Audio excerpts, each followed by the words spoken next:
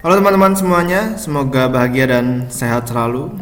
Di kesempatan kali ini saya akan coba membahas PT Astra Grafia Tbk.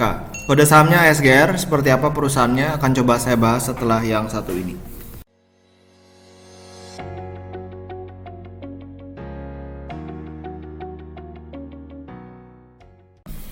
Nah, ini saya ambil dari materi public expose-nya si ASGR ya, di tanggal 26 Agustus 2020.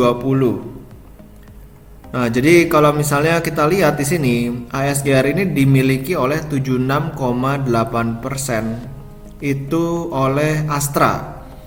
Ya, sekitar 23,13% dimiliki oleh publik. Nah, Astra Grafia sendiri memiliki 99,9% AGIT dan 99,99% memiliki AXI, ya, Astra Grafia Xprints Indonesia.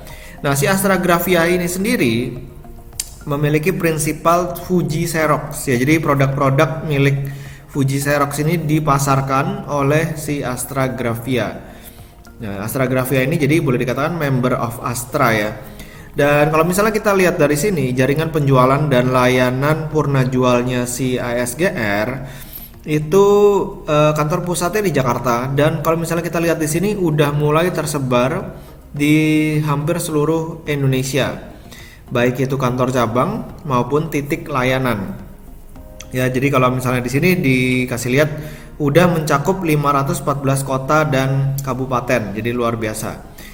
Nah, kalau misalnya kita lihat dari sisi kinerjanya, kinerja keuangannya sebenarnya di first half 2020 ini turun ya, dari 1,5 triliun ke 1,45 triliun, labanya turun juga dari 57 miliar menjadi 21 miliar.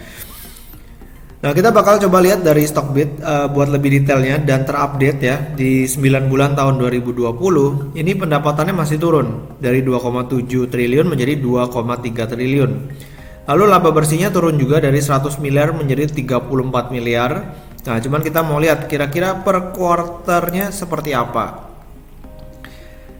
Nah, kalau misalnya kita lihat dari quarterly-nya, sebenarnya kinerjanya si ASGR ini udah pulih ya dibandingkan dengan kuartal pertama tahun 2020. Karena kuartal pertama tahun 2020 total pendapatannya itu cuma 710 miliar.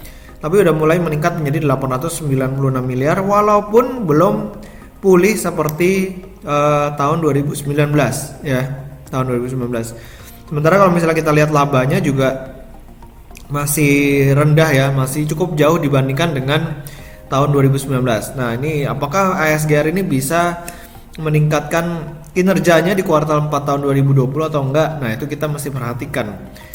Lalu kalau misalnya kita lihat dari sisi cash flow statementnya, sebenarnya di kuartal 3 ini udah jauh lebih mending dibandingkan kuartal pertama dan kuartal 2 tahun 2020.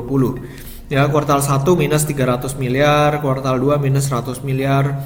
Kuartal 3 udah bisa positif 100 miliar. Jadi udah mulai ada pemulihan, dan kalau misalnya kita lihat nih aktivitas pendanaannya, perseroan yang tadinya minjem uang di kuartal 1 dan kuartal 2, di kuartal 3 udah mulai membayar utangnya.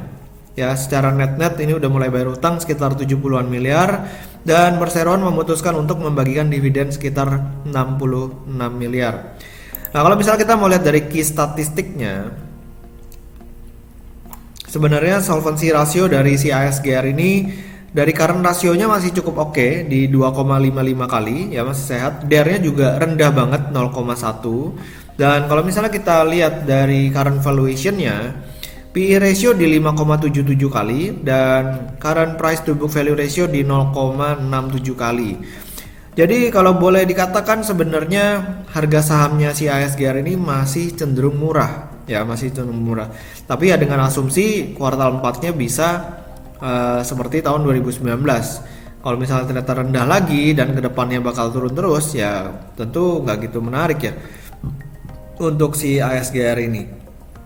Kalau misalnya kita lihat dari sisi valuasi 136. Oke, kita pakai valuasi dari Stockbit ya. Nah ini dia, current EPS TTM, target price ASGR itu di 840. Jadi kalau misalnya harga sekarang 790, ini ada potensi kenaikan sekitar 6%. Dan kalau misalnya kita lihat dari konsensusnya di kisaran 2500 sampai 2600, sebenarnya harga ASGR ini udah murah banget. Ya udah murah banget. Ada potensi kenaikan bahkan sampai 3 kali lipat menuju harga konsensus. Ya, jadi ASGR ini juga grup dari Astra ya, di manage oleh Astra, harusnya sih nggak yang parah-parah banget manajemennya.